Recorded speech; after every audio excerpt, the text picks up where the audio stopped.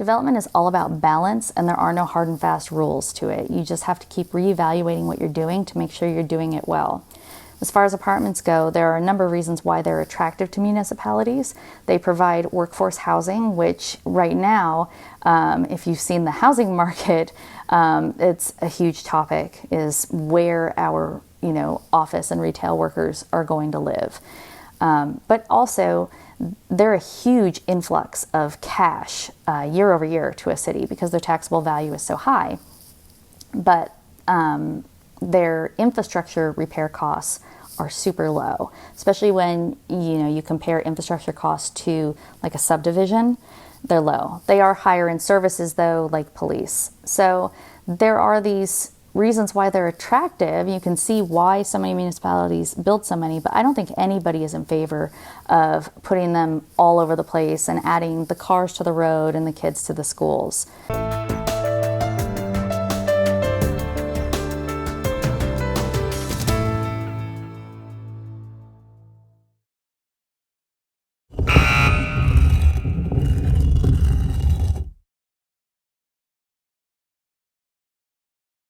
Hi, Annette Sponseller, Leander City Council Place 2. Concerning developments, including multifamily, Leander is going to continue to develop.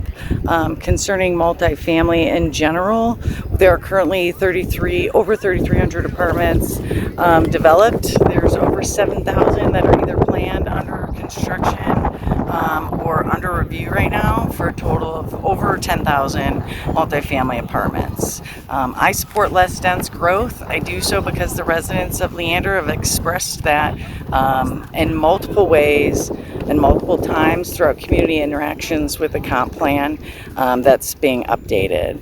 Concerning Leander Springs project, I think the benefits to the city are huge. It'll create hundreds of jobs, provide a destination in Leander, and diversify our tax base. I invite everyone to check out their PUD to see how it's phased. The lagoon will be the first thing built, and I'm happy to discuss it further. Hi, this is Esmeralda, and the question is around development for Leander, specifically Leander Springs. Leander Springs is a project that was brought to the City Council in October of last year.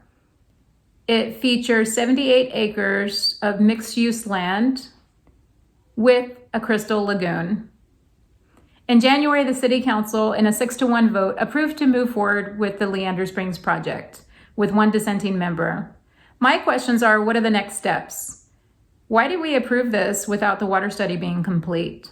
Besides water issues, have we thought about the other infrastructure items needed to handle Leander Springs? Infrastructure issues around power, gas, traffic lights, everything that's around the area for Leander Springs. I'm excited that we're going to make this affordable for Leander residents. I just want to ask those questions as we move forward with this project.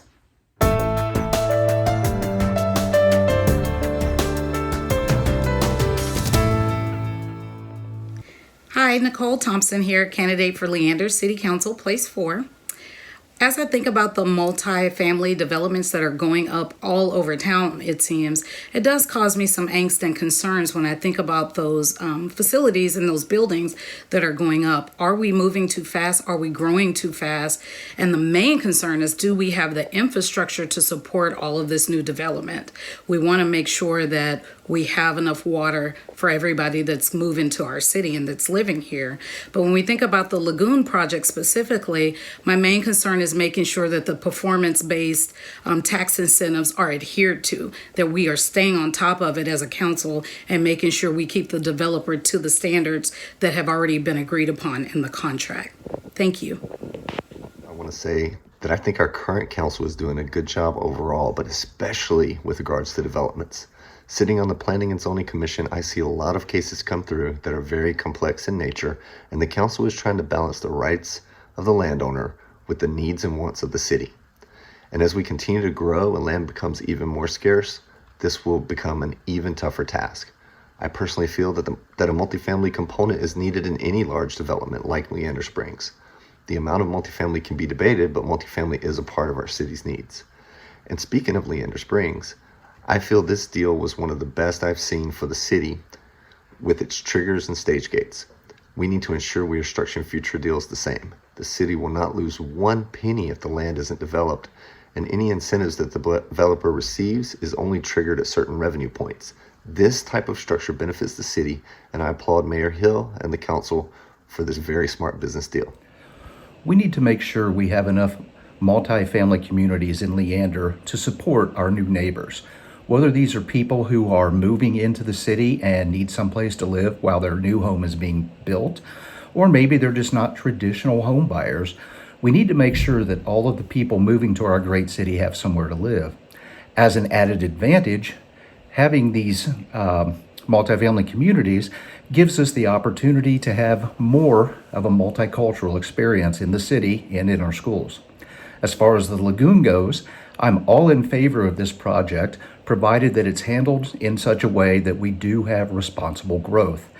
This project has the potential to bring lots and lots of additional taxes to the city, which we sorely need to fund additional infrastructure, as well as other basic needs of the city.